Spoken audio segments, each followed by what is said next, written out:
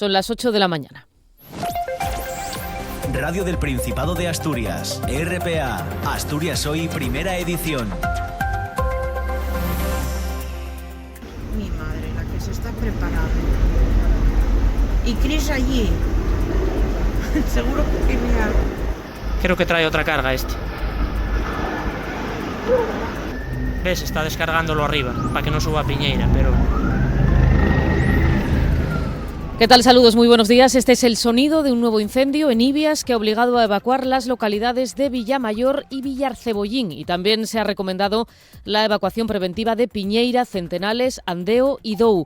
Decisión que tomaba el CECOPI dada la rápida propagación del fuego y el intenso humo generado. Se decretó pasadas las 6 de la tarde y los vecinos del concejo, como hemos escuchado, han pasado la noche en vela contemplando el avance del humo y de las llamas. Adrián Barbón, presidente del Principado.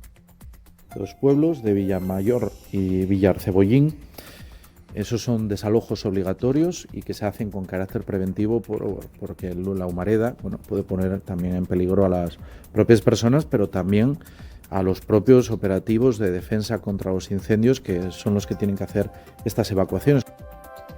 Hay además otros 5 incendios activos en Asturias, en Degaña, en Cangas del Narcea, en Somiedo y 2 en Tineo. Otros 2 siguen estabilizados, son los de Ponga, en La Uña y Cabrales, el de Camarmeña.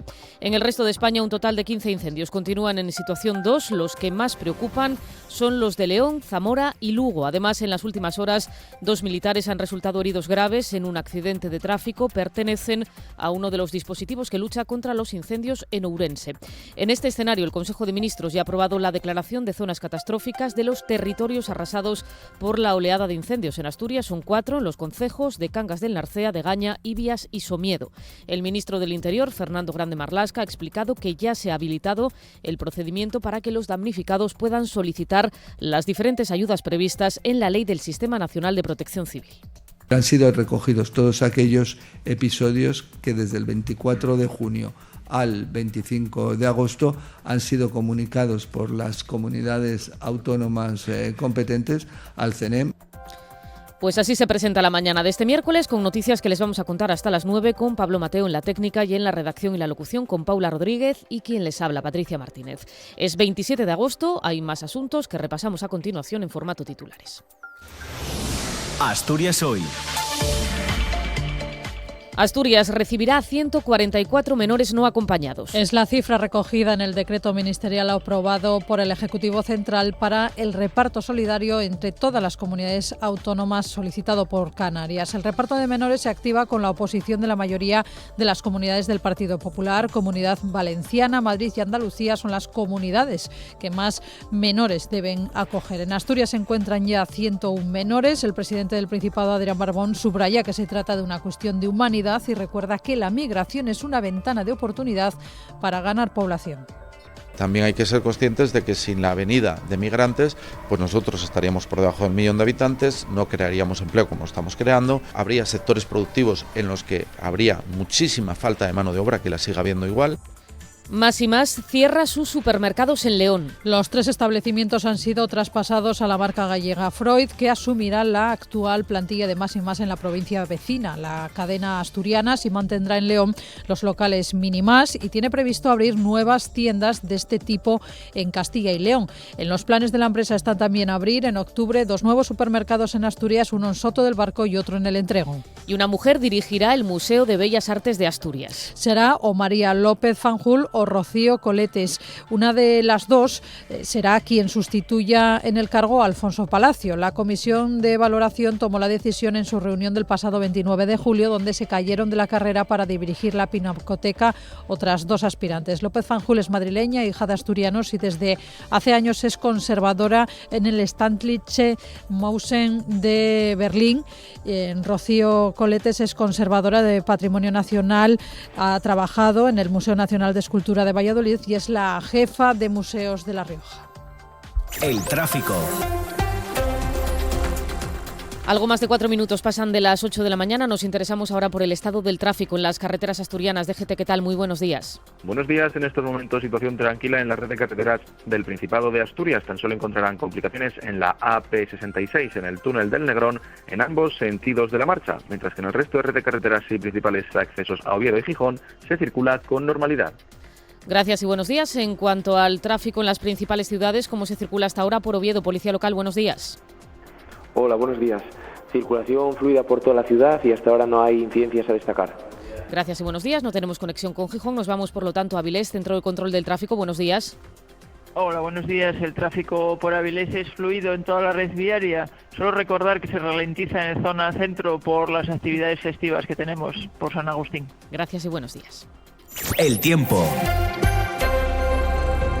Y vamos ahora con la previsión del tiempo para las próximas horas en Asturias. David Arango, ¿qué tal? Muy buenos días. Hola, muy buenos días, Patricia. Hoy tenemos por delante una jornada nubosa, sobre todo, con nubes durante la mañana. Seguirán con nosotros las nubes durante la tarde, aunque las nubes de la tarde hacia el occidente y a última hora nos van a dejar precipitaciones que además pueden llegar a ser localmente intensas. Las temperaturas hoy bajan, ya bajaron ayer un poco, vuelven a bajar hoy y todavía nos quedará otro descenso para el día de mañana. Mañana va a ser el día más fresco de toda la semana, una jornada de jueves con alguna gota, con alguna llovizna. Después el viernes y el sábado subirán las temperaturas. El sábado será un día totalmente veraniego que dará paso a un domingo mucho más nuboso con alguna gota y además con un importante desplome de las temperaturas.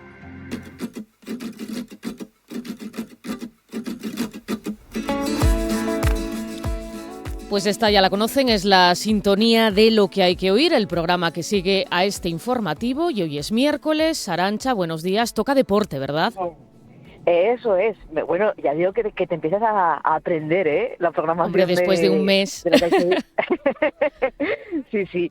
Ahora ya empezamos a fijar los conocimientos y efectivamente el miércoles es nuestro día más deportivo. Vamos a tener como cada semana pues esas secciones fijas de la Federación de Vela que nos comentarán todos los entresijos de su deporte. Y Frichu Justas, que hoy viene, mira, además con dos historias que a mí me apasionan, que son de dos personas que tuvieron que ocultar sus identidades para poder dedicarse al fútbol. Un hombre que tuvo que cambiarse de nombre y de apellidos para poder dedicarse al fútbol profesionalmente, y una mujer que tuvo que, digamos, cambiarse de sexo de una forma así como un poco posturera para poder jugar al fútbol. Además tendremos con nosotras al campeón de surf, Nicolás García, que tiene también una escuela de surf en Rodiles y que viene de una familia de larga vocación surfera. Vamos a tener todo esto. Vamos a hablar también de una problemática importante como es la presencia, todavía no llega a nuestras costas, pero yo creo que está a punto de llegar, como es el dragón azul, lo cual no solamente nos preocupa a nosotras, sino también al partido Picolar, que ya sabemos que es el partido que nos han fundado la Gaviota y la Carabela, que nos están dando el verano. Pues os escuchamos a partir de las 9, nos reímos y hacemos deporte también con vosotras. Arantxa, muy buenos días y hasta mañana. Hasta mañana. Están escuchando Asturias Hoy, primera edición.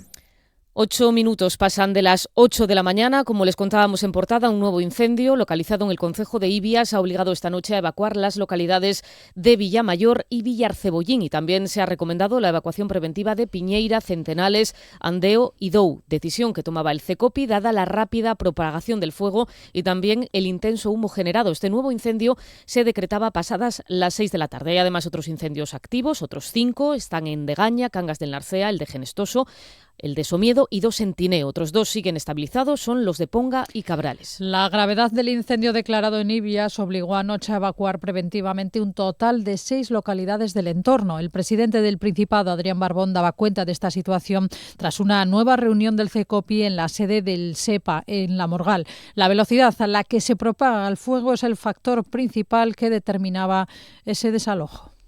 Todavía es muy pronto porque ahora mismo lo que estamos es intentando fijar esas líneas de defensa, como digo, aprovechando cortafuegos y pistas que existen en la zona, que hay un buen número. Incluso, además, son pueblos que tienen una interfaz muy cuidado y es algo que hay que destacar, pero aún así es que la velocidad con la que está actuando el fuego, como consecuencia de la velocidad del viento, de la fuerza del propio viento, pues lo que hace es que estén traspasando esa defensa. Así que es pronto todavía. Durante la noche se han llevado a cabo labores de contención sobre los cortafuegos existentes para evitar su avance y se ha movilizado a maquinaria pesada para establecer líneas de defensa que permitan defender las poblaciones que puedan verse afectadas, ya que los medios aéreos solo pueden trabajar durante el día. Es verdad que se espera una bajada de temperaturas, que en ese sentido puede ralentizar el avance del fuego, pero no quiero ocultar la gravedad de la situación a la que estamos enfrentándonos en este momento. Así que lo que pido y quiero reiterar es al conjunto de los ciudadanos y ciudadanas pues que lógicamente colaboren, ¿no?, con la determinación que se haga desde el operativo de crisis, con los bomberos y bomberas, con la Guardia Civil y con los servicios operativos, porque es importante contar con la colaboración de todos. Medios aéreos que se espera que puedan comenzar a trabajar en las próximas horas. A primera hora de esta mañana también continúan las labores de extinción en el incendio de Degaña, donde se mantienen los trabajos de defensa sobre la línea divisoria con León. En el incendio de Genestoso, procedente del incendio leonés de Orayo, se ha trabajado refrigerando todas las zonas altas. Respecto al incendio de Somiedo, se ha trabajado entre el Collado de las Arenas y Perlunes, al este de la Peña de la Mochada. En el incendio de Tuña, en Tineo, humean zonas dentro del incendio. En él trabajan bomberos de Asturias, una empresa forestal y un helicóptero de bomberos de Asturias. Y en el Bustellán, también en Tineo, trabajan bomberos de Asturias. Pues en este escenario el Consejo de Ministros aprobaba este martes la declaración de zonas catastróficas de los territorios arrasados por la oleada de incendios. En Asturias son 4, en los concejos de Cangas del Narcea, Degaña, Ibias y Somiedo. Desde el Gobierno del Principado ya adelantan que emplearán estas ayudas en reforestar, proteger los suelos y construir cortafuegos para prevenir futuros incendios. Las zonas de Asturias que contempla la declaración son una en Cangas del Narcea, notificada al Centro Nacional de Seguimiento y Coordinación de Emergencias el 12 de agosto, la segunda en Somiedo, notificada el día 15, la tercera en Degaña e Ibias el día 23 y la cuarta ese mismo día en Cangas del Narcea y también en Somiedo. Esas 4 zonas de Asturias son de las que el CENEN ha sido informado y por eso el Ministerio de Interior las incluye dentro de las 114 que recibirán ayudas por los incendios, por ser consideradas zonas gravemente afectadas por una emergencia de protección civil. Lo explicaba el ministro del Interior, Fernando Grande Marlasca. Han sido recogidos todos aquellos episodios que desde el 24 de junio al 25 de agosto han sido comunicados por las comunidades autónomas competentes al CENEM. El Ministerio contempla 3 oleadas de incendios, la primera a finales de junio, la segunda a partir del 7 de julio y la tercera comenzaba el 8 de agosto. Fue en esa última cuando Asturias informaba al CENEN, la última comunidad en sumarse. Ante la situación, el Gobierno ha decidido abrir ya la vía para que los perjudicados puedan reclamar cuanto antes las ayudas. El ministro precisaba además que la declaración no contiene ayudas concretas, pero sí permite que todos los departamentos competentes dicten órdenes y resoluciones para que las zonas puedan recibir las bonificaciones correspondientes. Se contemplan medidas fiscales, laborales o subvenciones para producciones agroganaderas. Y un total de 15 incendios continúan en situación 2 en toda España. Los que más preocupan son los de León, Zamora y Lugo por las condiciones climatológicas desfavorables. Además, en las últimas horas, 2 militares resultaban heridos graves en un accidente de tráfico. Pertenecían a uno de los dispositivos que lucha contra los incendios en la provincia de Ourense. La Xunta de Galicia ha rebajado la situación de emergencia en esa provincia, la de Ourense. Lo peor está en la Pobra de Brollón, en Lugo. Aquí el fuego originado el lunes ya quemó 800 hectáreas en 24 horas. Hay otros 2 fuegos activos en la comunidad. Alfonso Rueda, el presidente de la Xunta de Galicia, dice que aún no ha podido valorar lo aprobado por el Consejo de Ministros, esas ayudas, pero que toda ayuda, dice, será bienvenida. Pide agilidad, además, en esa tramitación. Ojalá pueda valorarlas positivamente y eso supone que cubren todas las casuísticas que hemos tenido estos días, que son variadas y sobre todo, que es casi tan importante como aprobar ayudas, que después en tramitación sea sencilla, bastante tienen los damnificados para encima meterles en una tramitación farragosa y que se puedan pagar rápido. Además, la Junta de Castilla y León informó de la reactivación del incendio de Porto en el límite entre las provincias de Zamora y León. En la comunidad autónoma siguen activos otros 4 incendios en nivel 2. La ministra de Defensa, Margarita Robles, acusa al líder del Partido Popular, a Alberto Núñez Feijóo, de impulsar peticiones sorprendentes y excesivas que hicieron las autonomías populares al Gobierno para ayudar en la extinción de estos incendios. Lo hacía en su comparecencia ayer en el Senado. Robles será la primera de los 4 ministros que van a comparecer estos próximos días en el Senado para explicar su gestión por los incendios. Hoy está prevista la intervención de la ministra de Transición Ecológica, Sara Agesen. Robles acudía este martes al Senado a petición del Partido Popular e iniciaba su comparecencia Valencia, proyectando durante 50 minutos vídeos de las intervenciones del Ejército contra el fuego desde el pasado 7 de julio y haciendo una detallada cronología de las actividades de la Unidad Militar de Emergencias de la UME. Un despliegue en total, uniendo la UME con el Ejército del Aire, con el Ejército de Tierra, con el Ejército del Espacio, de 5.600 efectivos, más de 2.000 medios de todo tipo, desde ligeros hasta pesados, de la UME y de todos los ejércitos. He hecho antes mención a los Chinooks, he hecho antes mención a los equipos de zapadores, he hecho mención a las aguadas. Precisamente el equipo que hoy ha tenido el accidente iba por poblaciones lejanas a las zonas de las llamas podía ser necesario. La ministra de Defensa, Margarita Robles, recrimina a las comunidades autónomas del Partido Popular falta de prevención ante los incendios y retrasos en pedir medios para combatirlos. Recuerda además que les corresponde a ellas, a las comunidades, pedir la reactivación de la UME. Para luchar contra los incendios hay que trabajar todo el año. Hay que tener al personal preparado. Hay que realizar labores de preparación y de preparación. Yo, de prevención y de preparación, no voy a entrar en cuestiones laborales o de ninguna otra comunidad, pero solamente cuando hay una preparación durante todo el año, solo entonces, con una preparación dura y adecuada, se pueden hacer frente a circunstancias tremendas como las que hemos vivido. Precisamente la ministra de Transición Ecológica y el titular de Interior, Fernando Grande Marlaska, van a comparecer a petición propia, en este caso en el Congreso, para informar de la gestión de los incendios. Se anunciaba tras la reunión de la Diputación Permanente, donde también se avanzaba la comparecencia de Óscar Puente para aclarar la situación del sistema ferroviario y las causas de las interrupciones y retrasos en la red. Quien no va a comparecer es el ministro Félix Bolaños. Los socios de gobierno se han opuesto a la petición de los populares que pretendían que el titular de Presidencia informase en el Congreso sobre el respaldo del Gobierno al fiscal general del Estado, Álvaro García Ortiz. La popular Cuca Gamarra quería que Bolaños, el ministro, explicara por qué el Gobierno le respalda cuando la situación tras su procesamiento, dijo, es insostenible, y añadía que la Fiscalía no puede estar presidida por alguien bajo sospecha judicial. Por parte del Partido Socialista, el diputado Francisco Aranda Vargas ha criticado la obsesión enfermiza, dijo, del Partido Popular por el fiscal general del Estado y dijo que le apoyan porque a su juicio es inocente.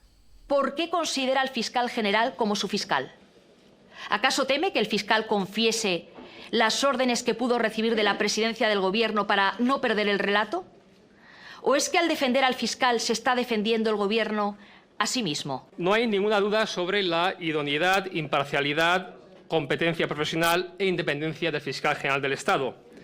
Estamos siempre del lado de quien persigue el delito y no de quien lo comete. Y un último apunte sobre los incendios, porque los Reyes van a visitar a partir de hoy las principales zonas afectadas por esos fuegos. Quieren conocer de primera mano los daños sufridos y las necesidades de los vecinos afectados. Comenzarán en Zamora con una parada en el lago de Sanabria. Van a continuar este mismo día en Las Médulas, en León. Mañana los monarcas se trasladarán a distintas localidades gallegas y el viernes concluirán su agenda en las áreas afectadas de Extremadura. No está prevista, en principio, ninguna visita a Asturias. RPA, Asturias Hoy, primera edición. 8 y casi 19 minutos de la mañana, la plataforma Stop Baterías cree que la suspensión llega tarde. Sin conocer aún el contenido del documento aprobado esta semana en Consejo de Gobierno, les preocupa que no se aclare cuáles son las excepciones de los suelos no urbanizables. Carlos Mañes, el portavoz asesor de la plataforma Stop Baterías, denuncia el retraso e insiste en que, al igual que las organizaciones ecologistas, el Gobierno sabe del riesgo que entraña situar a escasos metros de núcleos urbanos o de viviendas estos parques. Primero que hay que decir es que llegan tarde, porque se nos anunció que la suspensión de autorizaciones en suelos no urbanizables iba a producirse antes de que acabara el año 2024 y estamos prácticamente en septiembre. Entonces, lo primero que hay que decir es el retraso que está sufriendo todo el proceso de la elaboración de la normativa necesaria para regular una actividad que es novedosa y que se encuentra sin regular. Explica que implica una fuerte contaminación electromagnética para la vecindad, algo contrastados con los datos recabados hasta el momento, que evidencian que la exposición excesiva a campos electromagnéticos aumenta el riesgo de leucemia en adultos, cáncer de mama o cerebral y afecta por igual a hombres y mujeres. ¿A qué se refieren con los terrenos que ocupan esas instalaciones? Si el terreno sobrante de las parcelas donde están instaladas, ¿qué va a ocurrir con los núcleos rurales colindantes a esos terrenos? Y de cara a la elaboración de las directrices para las zonas de exclusión, lo que reclamamos es que se tenga en cuenta lo que el propio Gobierno del Principado, por boca de su consejero de Ordenación del Territorio, dijo en junio de 2024, que es que había que proteger a la población de las zonas aledañas a los parques de baterías. Por ello piden que, aun a pesar de no conocer el documento, confían en que la prioridad sea proteger por encima de intereses económicos la salud de la ciudadanía. Nos encontramos con que hay suelos urbanos de uso industrial, pero claro, no es lo mismo tener un taller de neumáticos al lado que contenedores de baterías de litio. Entonces, la casuística es enorme, claro, porque también tenemos núcleos rurales que están colindantes a suelo industrial. Entonces, yo entiendo que va a ser complicado regular este asunto, pero el criterio número uno debería ser la protección de la población, insisto, independientemente del suelo donde viva. Pues a todo esto, el consejero de Industria defiende la necesidad de que la Administración ordene sus parques de baterías cuando cada vez hay más solicitudes y más alarma social. Borja Sánchez explica que los parques deben instalarse donde sean más efectivos. Lo que hemos tenido durante estos últimos años ha sido pues un número muy elevado, ¿no?, de solicitudes de parques de baterías en todo el territorio asturiano, y es algo que había que ordenar, es algo que ha generado alarma social en ciertos territorios y que, como digo, pues es algo que lo que nos corresponde ahora como administración es ordenar. Titular de Ciencia, Industria y Empleo, que insiste en que la industria de la defensa es un sector estratégico para el desarrollo y crecimiento de la región, dada su capacidad para generar tecnología punta, empleo cualificado e innovación. Habla además Borja Sánchez de varias empresas punteras que están planteando proyectos muy ambiciosos para Asturias. Hemos conocido los planes de Indra para invertir a través de la compra del tallerón de Duro Felguera. Bueno, yo creo que hay sectores como el de la industria de la defensa que van a seguir pues dando, ¿no?, buenas noticias en el futuro, y después hay otros proyectos que están en un mayor o menor grado de maduración, pero todos en avance, ¿no? Dice el consejero que además de Indra, muchas otras empresas han mostrado interés en Asturias por el carácter estratégico de la comunidad. Uno de los principales fuertes que tiene, de las fortalezas que tiene Asturias como territorio, y que nos comentan todos estos grupos inversores o estas empresas, estas industrias que quieren venir a Asturias, es el tema del ecosistema innovador y el tema del talento. Son las dos cuestiones que nos trasladan no voy a decir con mayor frecuencia, es que las trasladan siempre. Y se lo contábamos en titulares, la cadena de supermercados asturiana Más y Más cierra sus 3 supermercados en León. Los establecimientos han sido traspasados a la marca gallega Freud, que asumirá la actual plantilla de Más y Más en la provincia vecina. La cadena asturiana mantendrá en León los locales Minimás y tiene previsto abrir nuevas tiendas de este tipo en Castilla y León. En los planes de la empresa está también abrir en octubre 2 nuevos supermercados aquí en Asturias, uno en Soto del Barco y otro en El Entrego.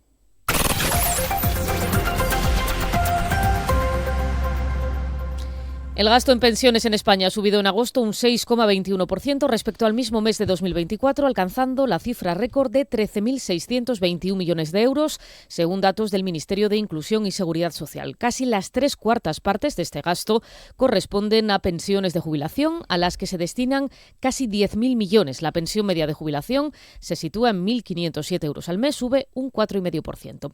Y más estadísticas, porque los hogares de una sola persona son cada vez más numerosos. En Asturias son mayoría, más de un tercio de las viviendas habitadas están ocupadas por una sola persona. En un 32% viven 2 personas y son menos frecuentes las que ocupan 3 personas o más. Eso en Asturias. En España lo más común son los hogares de 2 personas, aunque cada vez crecen más las viviendas unipersonales. Antes esto se producía por el envejecimiento de la población y la mayor longevidad de las mujeres. Ahora concurren más razones, y entre ellas la soltería por elección de muchas personas, y porque también cada vez hay más parejas que no viven en el mismo domicilio. También hay hogares unipersonales por separaciones o o divorcios.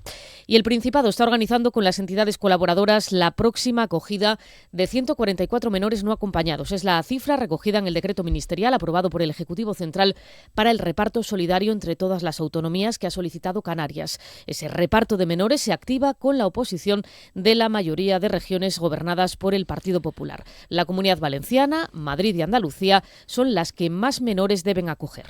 Sí, Asturias acogerá en las próximas semanas a 144 menores. Los traslados y los primeros 3 meses de estancia estarán sufragados por el Ministerio de Infancia y Juventud con 1.800.000 euros. El Principado, que acoge actualmente a 101 menores, ya está organizando la acogida con las ONGs colaboradores de estos otros 144 menores. El presidente del Principado, Adrián Barbón, subrayaba que se trata de una cuestión de humanidad. Dice además que la migración es una ventana de oportunidad para ganar población. Aquellos que critican el despoblamiento del medio rural, que es algo evidente, que todo eso nos duele, y a mí particularmente, porque este es un gobierno, el de Asturias, profundamente ruralista, hombre, también hay que ser conscientes de que sin la venida de migrantes, pues nosotros estaríamos por debajo del 1 millón de habitantes, no crearíamos empleo como estamos creando, habría sectores productivos en los que habría muchísima falta de mano de obra, que la siga habiendo igual. El reparto forma parte del mecanismo de solidaridad obligatoria que exigió Canarias y por el que en el plazo de un año se derivará a unos 3.000 jóvenes de las zonas más tensionadas a otras regiones. Pilar Alegría, ministra portavoz. Además, en el Consejo de Ministros de hoy hemos aprobado también el Real Decreto de capacidad ordinaria del sistema de protección y tutela de menores no acompañados de las comunidades autónomas. Se trata en este caso de un paso importantísimo para garantizar los derechos de la infancia migrante. Estamos hablando de niños y de niñas que llegan solos a nuestro país y a los que tenemos la obligación de darles una acogida digna, solidaria y, si me permiten, también humanitaria. El decreto fija la capacidad ordinaria de acogida de 32 menores por cada 100.000 habitantes. Las autonomías podrán solicitar que los menores sean trasladados a otros territorios cuando se triplique esta ratio. Todas las comunidades autónomas peninsulares gobernadas por el Partido Popular han recurrido este mecanismo forzoso ante los tribunales, una oposición mostrada también por el Ejecutivo Socialista de Castilla-La Mancha. El próximo martes tendrá lugar una comisión interministerial para que puedan empezar estos traslados. Y les contamos que el programa piloto de cribado de cáncer de pulmón desarrollado en el Hospital San Agustín de Avilés ha permitido detectar 5 casos de cáncer en estado precoz. El centro hospitalario avilesino fue el que mayor participación de voluntarios registró entre los cerca de 40 hospitales y el SESPA prevé extender el programa al área sanitaria 1, con cabecera en Jarrio. La prueba va dirigida a personas de entre 50 y 75 años, fumadoras o exfumadoras, y en el caso de Avilés participaron 234 personas de forma voluntaria. Las cifras las ofreció la propia consejera de Salud, Conchita Saavedra. Se hicieron 84 escáneres, yo creo, del cual un 81% fueron negativos, un 13% son indeterminados, o sea que hay que hacer un seguimiento, y solamente un 6%, bueno, que es bastante alto, dio un positivo, que fueron 5 casos. Cassandra es el nombre del programa piloto de cribado de cáncer de pulmón que se desarrolla a nivel nacional y que en el área sanitaria 3 en Avilés ha tenido un peso relevante. De hecho, el 28% del total de voluntarios participantes en el proyecto los ha aportado el Hospital San Agustín. Miguel Rodríguez es el gerente del hospital, Conchita Saavedra, consejera de Salud. Eso ha sido gracias al esfuerzo de la atención primaria, los médicos y las enfermeras de atención primaria, que han hecho el 75% de la captación. Nos interesa que haya un cribado poblacional de cáncer de pulmón, nos interesa que haya una base de datos y de imágenes que permitan la investigación relacionada, y nos interesa también sensibilizar a la población para la deshabituación del tabaco, ¿no? Y les hablamos de Julieta, que es un dispositivo que permite detectar precozmente el cáncer de mama. Es portátil, no necesita infraestructura y ni siquiera requiere de manipulación por parte del personal especializado, por lo que resulta muy útil en zonas remotas y entre población vulnerable. Detrás de esta iniciativa está la emprendedora colombiana Valentina Agudelo, que acaba de recibir el premio Princesa de Girona 2025. Agudelo destaca que en su país menos del 5% de las mujeres se somete a exámenes preventivos para detectar el cáncer de mama. El dispositivo Julieta pretende revertir ese dato. Asturias Hoy, primera edición. Noticias. 8:29 de la mañana les contamos que Iniciativa Pola Asturianu considera necesaria la posibilidad de implantar la enseñanza de lengua asturiana en las escuelas oficiales de idiomas, así como en el segundo ciclo de infantil, pero advierten que los docentes que impartan asturiano no serán funcionarios como el resto de profesores que dan otros idiomas. Piden el reconocimiento de la especialidad docente para aquellos docentes que impartan asturiano. El Gobierno aprobó esta semana un decreto que permitirá implantar de manera progresiva la enseñanza del asturiano en las escuelas oficiales de idiomas. Su inclusión se efectuará atendiendo a criterios de suficiencia presupuestaria y disponibilidad de los centros. En RPA, la responsable de la vocalía de enseño de Iniciativa Pola Asturianu, Marta Mori, critica que los docentes que imparten asturiano no tengan la misma categoría o no estén en el mismo nivel que un profesor que imparte otro idioma, por ejemplo, inglés o francés. En la misma línea se ha expresado la filósofa y vicepresidenta de Iniciativa Pola Asturianu, Claudia Menéndez, habla de precarización de los docentes de lengua. El asturiano non va a tener el mesmo estatus que tienen, por exemplo, el inglés e el francés, porque el profesorado que va a dalo non está reconocido, el asturiano non tiene una especialidad docente, en ningún caso van a ser funcionarios. Entonces, por supuesto que estamos de acuerdo con que se amplíe esa vía de enseñanza del asturiano a los adultos, que ya existía, por cierto, en forma de exámenes por libre, pero pensamos que la implementación en las escuelas oficiales de idiomas tiene que ser exacta a las demás lingües que se enseñen en las escuelas oficiales de idiomas. Lo que pasa ahí es que se sigue precarizando a un colectivo que ya el profesorado de asturiano que están condenados a la interinidad perpetua, a unas condiciones laborales más probes. Durante el primer año de implementación se ofertarán todos los niveles excepto el intermedio, el B2, el nivel más demandado. Marta Mori advierte que existe más demanda que oferta debido a la falta de docentes para impartir lengua asturiana.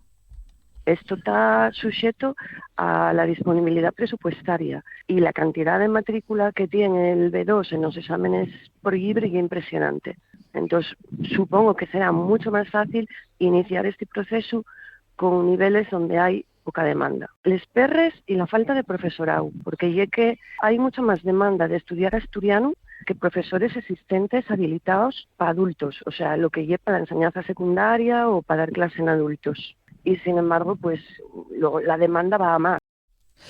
Otro decreto también incluye la enseñanza voluntaria de la lengua asturiana en el segundo ciclo de infantil, una demanda histórica, según Marta Mori y Claudia Menéndez. Ambas consideran que es fundamental para fomentar el uso del asturiano ya en etapas educativas tempranas.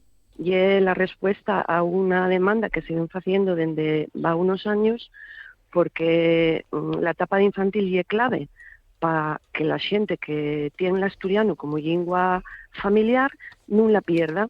Digamos, que se mantenga ese contacto con la lengua en el ámbito escolar. Entonces creemos que va a ser muy beneficioso para la difusión del asturiano. Tiene que estar en todos los niveles, si estaba en primaria y en secundaria, pues en infantil también. Y un paso adelante importante que se da, pero que bueno, esperamos que también vaya seguido de otros pasos. Y una mujer asumirá la tarea de dirigir el Museo de Bellas Artes de Asturias. María López Fanjul o Rocío Coletes, una de las dos, será quien sustituya en el cargo a Alfonso Palacio. La comisión de valoración tomaba la decisión en su reunión del pasado 29 de julio, donde se cayeron de esa carrera para dirigir la Pinacoteca otros dos aspirantes. El cargo está vacante desde principios de este año. López Fanjul es madrileña, hija de asturianos, y desde hace años es conservadora de un museo en Berlín. Rocío Coletes es conservadora en Patrimonio Nacional, ha trabajado en el Museo Nacional de Escultura de Valladolid y es jefa de museos de La Rioja. RPA, mucho más que una radio, un servicio público. 24 horas de programación ininterrumpida desde Asturias y para Asturias.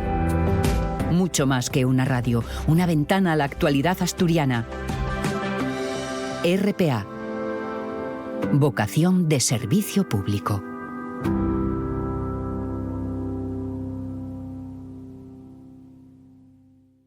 ...24 horas de programación propia hecha en Asturias. Novedades minuto a minuto. La última hora de lo que sucede en tu comunidad. Con la rigurosidad de un medio de comunicación público. Los mejores profesionales al servicio de los asturianos y las asturianas. RPA. Vocación de servicio público. Están escuchando Asturias Hoy Primera Edición. 26 minutos para que den las 9 de la mañana. Al hilo de la oleada de incendios, la Asociación de Criadores de Raza Asturiana de los Valles, ASEAVA, ha organizado esta misma mañana una mesa redonda de urgencia para analizar las causas y consecuencias de los fuegos. Recuerdan desde este colectivo que los incendios forestales no son fruto del azar, sino uno de los síntomas de un histórico abandono de los montes. Apuntan hacia la Administración y denuncian que no se escucha a quienes viven y trabajan en el medio rural. Por este motivo, han convocado un foro de reflexión con especialistas en la materia. A partir de las 10:30 intervendrán en un acto en Llanera el presidente de la Asociación Extremeña de Empresas Forestales, vicepresidente también del Colectivo Nacional, Paco Castañares, también la investigadora del SERIDA, Rocío Rosa García, del Departamento de Nutrición, Pastos y Forrajes, y quien hoy nos acompaña en el estudio es José Antonio González, profesor de Geografía y Ordenación del Territorio de la Universidad de Oviedo, experto en modelos de gestión territorial y de paisaje. José Antonio, ¿qué tal? Muy buenos días. Hola, ¿qué tal? Buenos días. Leía estos días una frase al hilo de esta última oleada de los incendios que me parece clave, al menos como punto de partida, y es la siguiente: nadie se acuerda del monte hasta que arde. ¿Hasta qué punto la comparte? Bueno, pues la comparto en gran medida, porque si miramos un poco la distribución de los incendios que tenemos, que es una distribución que decimos un patrón en dientes de sierra, todo parece que cuando el calor de los incendios o en los días después hay una gran propuesta, una gran reflexión al respecto, pero que se va apagando a medida que van desapareciendo los efectos de esos incendios. Y esto nos hace un poco, o nos tiene que hacer reflexionar sobre cuál es el origen del problema y cuáles son las consecuencias que tiene. Tenemos que entender estos grandes incendios, yo siempre lo trato de ilustrar así, que lo que realmente arde es la manera que tenemos de relacionarnos con el territorio en el que vivimos. Es decir, somos una sociedad cada vez mayoritariamente más urbana que guarda o tiene muy estrecha, muy poca relación con el territorio que habita. Y eso hace que no seamos conscientes de los riesgos que están entrañando dinámicas que están presentes en el territorio. Abandono, concentración de la población en zonas urbanas, procesos de reforestación masiva por acción directa o por regeneración natural, y que hace que no seamos conscientes de todos estos problemas. En este sentido, ya que lo apunta, lo que está sucediendo este verano en las últimas 2-3 semanas, obviamente no es algo excepcional. Muy especialmente en esta última década hemos padecido las consecuencias de grandes incendios. Por citar algunos de los más graves, que seguramente se acuerden nuestros oyentes, el de Portugal de 2017, que dejó más de 60 muertos, o el de la Sierra de la Culebra, aquí en España, en 2022, en la provincia de Zamora. Ardieron 65.000 hectáreas y fallecieron también 4 personas. ¿Qué es lo que está cambiando? ¿Qué es lo que ha cambiado en esa gran ecuación que evidentemente apuntaba usted a alguno de esos factores? ¿Cuáles son los que, de todos los que intervienen, los que se han ido alterando y contribuyen en mayor medida a ese agravamiento de los fuegos? Para entender el agravamiento de los fuegos tenemos que entender que no es una relación causal y unidireccional, sino que tenemos multitud de factores que están interactuando los unos con los otros es una ecuación muy compleja, de manera inestable y que se están retroalimentando de alguna manera. Es decir, debemos entender estos grandes incendios forestales como una manifestación del cambio global en el que estamos inmersos. El cambio global son todas esas relaciones ambientales complejas que tenemos con el territorio y que no somos capaces ahora mismo de controlar. Es decir, lo que decía anterior, esos procesos de alteración de los usos del suelo, de la simplificación de los paisajes, de la pérdida de biodiversidad, de los cambios en los modelos productivos con el abandono de actividades que estaban íntimamente relacionadas con el cuidado de esos espacios y con un proceso de concentración de población y actividad económica que nos aleja cada vez más de esos espacios forestales con una alta continuidad de combustible que, de alguna manera u otra, por las causas que sean, acaban manifestándose en esos grandes incendios. Por un lado tenemos, como decimos, esa situación en la que se encuentra el monte, con ese progresivo abandono del territorio rural y de la actividad que normalmente ha estado vinculada al mismo, el avance de esas masas uniformes pues, de matorral, que en épocas de sequía, como la que estamos viviendo, se convierten en combustible especialmente sensible, y esto se ve afectado por las consecuencias más palpables, digamos, del cambio climático: altas temperaturas, fuertes vientos, como estamos viendo en estos últimos días, ausencia también de lluvias. Obviamente es un cóctel peligroso, pero yo le pregunto, ¿hasta qué punto es evitable a estas alturas?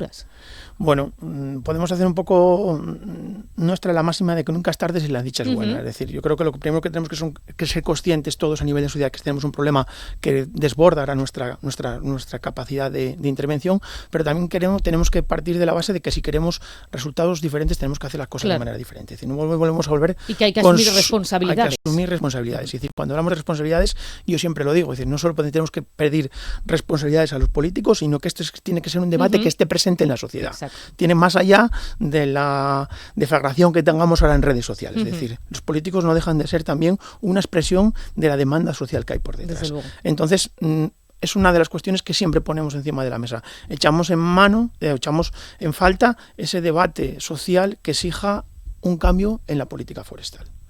De hecho, cuando se atiende a las estadísticas, queda en evidencia que en gran medida el grueso de los incendios son provocados por la mano del hombre, no necesariamente pirómanos o incendiarios, a veces descuidos, imprudencias, incluso el propio desconocimiento, ¿no? Y se apunta en no pocas ocasiones al sector agroganadero. Y esto tiene que ver con que el fuego ha sido, pues históricamente, tradicionalmente, una herramienta, eso sí, una herramienta con control, con conocimiento, para moldear precisamente ese paisaje, que es lo que se necesita también en estos momentos. Lo que está fallando, yo le pregunto, es ese conocimiento, saber cuándo quemar, cómo hacerlo para así adecuar ese paisaje para que no acabe derivando en tragedia tanto civil como ecológica.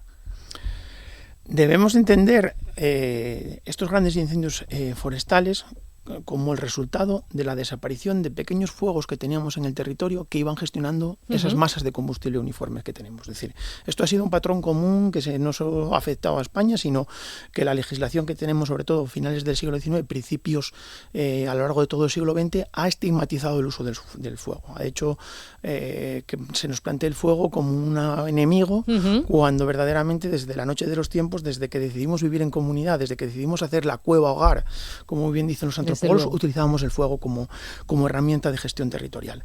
La pérdida de ese fuego cultural, que llamamos de ese fuego que sabían muy bien manejar las comunidades rurales, que estaba perfectamente reglamentado, si buscamos en ordenanzas locales de pueblos y parroquias de cómo se gestionaba el fuego, estaba perfectamente reglamentado cuándo y dónde había que quemar a lo largo del ciclo anual. Con esa legislación que hemos ido implementando, hemos ido arrinconando el fuego, hemos ido creando esa estima social que ve el fuego como un enemigo y hemos llegado a la situación actual. De hecho, yo soy un fiel defensor de la recuperación de las quemas prescritas o el fuego técnico vinculados a estas prácticas culturales. Y evidentemente, es decir, todo este proceso ha hecho que nos distanciemos del uso del fuego y que perdamos todo ese conocimiento ecológico local que teníamos acumulado en los territorios de cómo utilizar el fuego como herramienta de gestión. Hasta tal punto llegamos que hoy vemos, cuando tratamos de extinguir estos incendios de sexta generación o mega incendios, tenemos que utilizar el fuego, el contrafuego, como elemento de respuesta. Entonces tenemos que cambiar la visión del fuego, es decir, tenemos que pasar de aquellos mensajes que nos lanzaba el icono de todos contra el fuego y volver a relacionarnos con el fuego de manera racional. Precisamente estos días se ha comentado mucho al hilo de esta cuestión, esta misma semana, esa propuesta del Partido Popular que ofrecía su líder Alberto Núñez Feijóo. Proponía un plan de abordaje de los incendios con 50 medidas y entre ellas esa medida estrella que él mismo destacaba era la creación de un registro de pirómanos o de incendiarios, personas pues con condena ya por quemar el monte, para que lleven además una pulsera con localizador. ¿Le parece útil o se está poniendo el foco sobre un perfil que no es el mayoritario de la responsabilidad? Bueno, yo creo que esta medida tenemos que encuadrarla dentro de otras muchas que estamos viendo estos días, que tengo un amigo que las define muy bien. Yo creo que son soluciones políticas de ocurrencia, con un bajo impacto en la problemática y sobre todo que muestran un desconocimiento profundo de lo que es la ecología del fuego. Es decir, en la ecología del fuego tenemos 3 elementos básicos. Tenemos que tener combustible, tenemos que tener una fuente de ignición que desencadene el incendio, que pueden ser esos pirómanos u otra causa, y tenemos que tener además unas condiciones meteorológicas que permitan la propagación. Es decir, nosotros ahora mismo la capacidad nuestra para abordar y para bajar ese riesgo de incendio en el territorio sobre todo viene de poder gestionar el combustible de manera racional. Es decir, en Asturias, en una población de 1 millón de habitantes, no va a ser difícil que haya un desaprensivo que prenda el fuego al monte un día que tengamos condiciones 30-30. Eso va a ser muy difícil de controlar. No podemos poner una policía ambiental por cada uno de nosotros o quien tenga un descuido, porque no todas las veces surgen de no es una forma premeditada. Una forma premeditada. Surgen de negligencias. ¿Por qué? Porque no entendemos el contexto paisajístico que nos rodea. Es decir, una práctica muy extendida en Asturias, que era quemar los restos de pequeños labores agrícolas, que toda la vida se hizo, pues antes no entrañaba ningún tipo de riesgo. ¿Por qué? Porque teníamos un paisaje circundante de tierras y cultivos en el que el fuego no iba a ningún lado. Ahora tenemos un paisaje totalmente diferente, un paisaje rodeado de matorral arbolado sin solución de continuidad, y como vimos en el incendio de Naraval Valdés, una práctica sin ningún tipo de problema generó un mega incendio.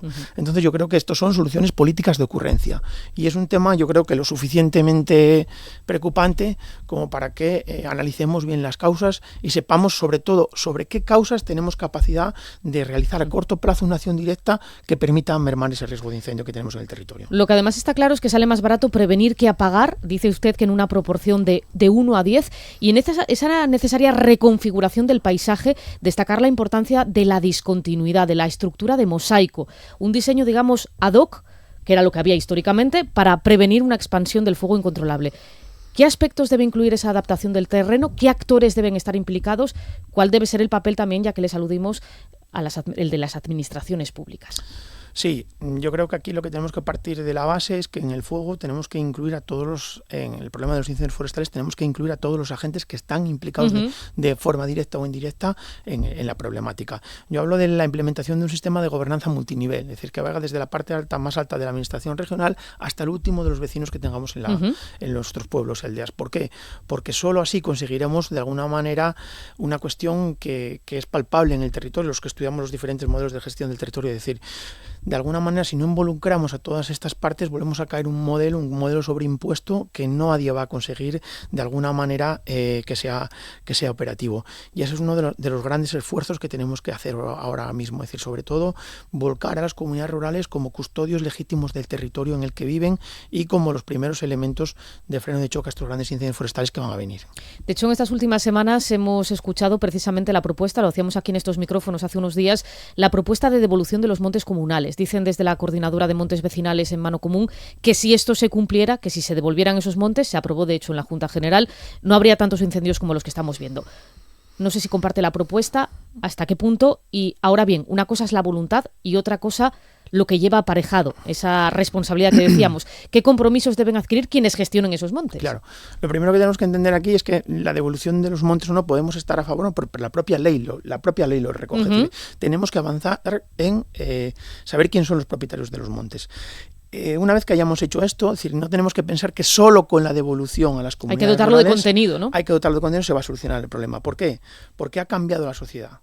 Eso tenemos que tenerlo claro. Es decir, la figura de Montes Vecinales en Mano Común retrata una sociedad tradicional en la que todos los vecinos tenían relación con el monte, en la que todos los vecinos mayoritariamente desarrollaban actividades agrarias y en la que había un contingente demográfico que permitía gestionar los montes. Hoy tenemos una población rural debilitada en cantidad y en calidad, es decir, pocos y muy envejecidos que si no tenemos cambios no van a ser capaces, si no los ayudamos, de hacerse cargo de la gestión de esos montes. Entonces vuelvo otra vez a lo mismo. Primer paso, clarificar la propiedad y después desarrollar un sistema de gobernanza multinivel en el que impliquemos todas las partes, porque los vecinos, a la vista de la proyección demográfica que tenemos en el medio rural, los vecinos de esos montes solos no van a ser capaces de hacer frente a estos desafíos. José Antonio, porque además hay una cuestión muy importante, que es no solo quien asuma esas tareas, sino que esté formado para llevarlas a cabo, ¿no? Porque una cosa es que, digamos, tradicionalmente se hacía así en el monte, pero ¿cómo ha sido ese legado de esa información, de ese manejo?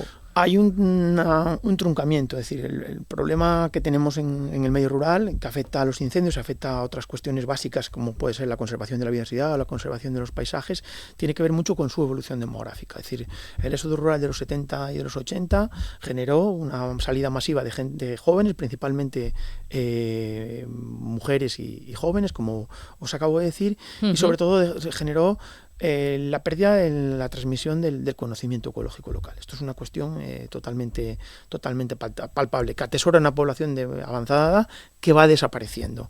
Entonces, claro, uno de los elementos claves que tenemos, si queremos volver a restituir esos modelos de gestión del territorio, tenemos que rescatar de alguna manera ese conocimiento que atesoran esos ancianos que muchas veces, como bien comenta Adolfo García Martínez, nuestros cementerios son templos de sabiduría, porque se va y no la hemos sabido reconfigurar. Y sobre todo, muy importante, también tenemos que adaptar ese conocimiento a las situaciones actuales que tenemos en el paisaje, porque el paisaje ha cambiado de manera radical. Es decir, tenemos que buscar un punto intermedio entre lo que se hacía hoy y lo que pide el paisaje para llegar a esos modelos eficientes en la gestión del territorio. Hablando de paisaje, yo quería preguntarle si todas estas cuestiones que estamos analizando se pueden extrapolar, digamos, para analizar la situación y también, obviamente, las posibles soluciones a estos otros territorios que se han visto afectados muy particularmente este verano por los incendios. Me refiero al caso de Galicia, sobre todo de Zamora y de León y también de Extremadura. A ver, hay denominador, ciertos denominadores comunes en todos estos incendios. Si vemos la distribución del mapa de densidades de población, vemos que todos son zonas escasamente pobladas. Hay otra cuestión también que evidencian estos incendios. Han quemado muchos de nuestros espacios naturales protegidos. Es decir, la Red Natura 2000, si vemos el mapa de la Red Natura 2000 y el mapa de los focos de los incendios, también vemos cómo se repite. Entonces, esto va a hacernos reflexionar, es decir, a hacernos ver que realmente un modelo territorial en el que apostamos por la concentración de la población en los ámbitos urbanos y dejamos despoblado la mayor parte del territorio tiene estos riesgos y que los tenemos que asumir. Y aunque pensamos que no inciden directamente en las ciudades, sí inciden directamente en el conjunto del territorio. Vemos cómo tienen capacidad incluso de acelerar el cambio climático, multiplican por 6 el número de emisiones que tenemos, cómo desde el punto de vista de nuestra salud los neumólogos están llamando la atención, sobre todo cómo estas partículas en suspensión pueden incidir y sobre todo también porque se van con ello los servicios ecosistémicos que son fundamentales para el conjunto del territorio. La regulación del ciclo del agua, la regulación del ciclo del carbono, el paisaje, la biodiversidad. Entonces tenemos que entender el fenómeno en toda su complejidad territorial y pensar que aunque no nos toca en el territorio que nos vivimos, nos puede tocar mañana. Ahora bien, esto hablando de la previsión, de la prevención, importante sobre todo sacar ahora estos aprendizajes para que no vuelva a suceder en el futuro o al menos para ir adaptándose a esa situación, para que no se repita año a año, porque esto es evidente, lo ponen también de manifiesto las organizaciones ecologistas, esto va a ir a más. Ahora bien, hablando de lo que son los operativos de extinción, no sé si ha quedado en evidencia la falta de medios en esta oleada de este verano, no sé si ha pillado a contrapié algunas administraciones, a todas en general, si ha quedado patente una falta de coordinación quizá, si parece que prevalece, antes lo mencionábamos, la diatriba política por encima de las estrategias compartidas. Yo creo que, bueno, si nos centramos un poco en la respuesta política, porque hay varios puntos en los que me comentas en la pregunta, yo creo que la ciudadanía debemos reclamar un pacto de Estado ante esta situación. Yo creo que no puede haber divergencia ideológica ante un problema que nos afecta a todos y en el que sabemos que tenemos muy bien identificadas las causas y que no lo podemos utilizar como elemento de carga ni de batalla política. Es decir, yo creo que bueno, pues estos incendios otra vez vuelven también a poner en evidencia esta complejidad política del momento en el que vivimos y excesiva polarización que quizá repercute al final en los ciudadanos y prevalece por encima del interés general. Claro, ¿no? Sí, porque esto yo me inclino siempre por utilizar una teoría que se centró en el ámbito económico, pero que es extrapolable a esta situación, contribuye a avivar lo que decimos las geografías del descontento. Es decir, esto contribuye a que la gente ya no crea en nada, y esto está muy presente, sobre todo instaurado en el medio rural, ni en nadie, y ve cómo en un problema de esta gravedad no somos capaces de dar una solución de conjunto social, de consenso político. Entonces, eso por un punto.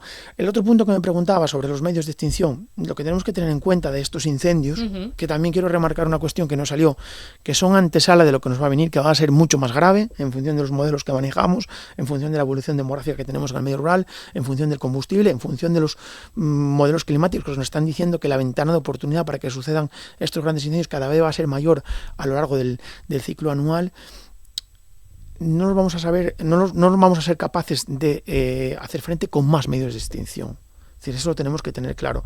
Los megaincendios o incendios de sexta generación lo que están poniendo de manifiesto, y así lo dicen reputados expertos como puede ser Marc Arsenault en tema de extinción de incendios, es que no se trata de poner más medios, sino se trata de gestionar previamente el combustible. Es decir, los grandes incendios paran donde tenemos una discontinuidad en el paisaje o cuando las condiciones meteorológicas que los originan remiten. Eso es una cuestión totalmente clara. Pues reflexiones muy interesantes en esta jornada. José Antonio González, profesor de Geografía y Ordenación del Territorio de la Universidad de Oviedo, dentro de un ratito participa en esa mesa organizada por ASEABA. Muchísimas gracias por compartir su conocimiento con nosotros. Gracias a vosotros por contar conmigo. Un placer. En Asturias Hoy, primera edición, Deportes. Repasamos ahora la actualidad del deporte con Diego Domínguez. ¿Qué tal? Muy buenos días. ¿Qué tal? Buenos días. El Real Oviedo estima alcanzar un tope salarial de unos 42 millones de euros. Se trata de uno de los límites más bajos de Primera División. Así lo ha explicado el presidente Martín Peláez en un acto en el que se presentó el acuerdo de renovación del patrocinio con Alimerca. 42 yo creo que va a ser la cifra. Más o menos, 41 o 42 millones de euros. Ese va a ser nuestro tope. Tenemos que encajar porque si no, no hay otra. O sea, nuestro margen es ese. Y te digo más o menos aproximado porque hoy no tenemos ese límite. Falta todavía algunas cuestiones de patrocinio de validar por la Liga, pero bueno, estaremos en esas cifras y tendremos que encajar lo que nos queda de presupuesto para las posiciones que nos faltan. El mexicano también se ha referido a los insultos a Vinicius en el partido contra el Real Madrid, y es que la Liga ha denunciado ante el comité de competición una serie de insultos contra el equipo blanco y su jugador. Ese escrito también recoge insultos contra el presidente del gobierno, Pedro Sánchez, justo antes de iniciarse el encuentro. En lo meramente deportivo, el equipo regresa a partir de las 10:30 de esta mañana al trabajo en el Requeixón. Media hora más tarde, a las 11, el Sporting se ejercitará en mareo. Tras la sesión, será presentado Mamadou Loum. Ayer, Kevin Vázquez realizó con normalidad el entrenamiento tras haberse perdido el último choque por lesión, mientras que Gaspar Campos estuvo al margen para dosificar las cargas. Ambos estarán disponibles para el encuentro del viernes a las 9:30 de la noche en el Molinón ante la Cultural Leonesa. Una cita en la que los rojiblancos esperan sumar un nuevo triunfo. El central Pablo Vázquez fue protagonista ayer en tiempo añadido.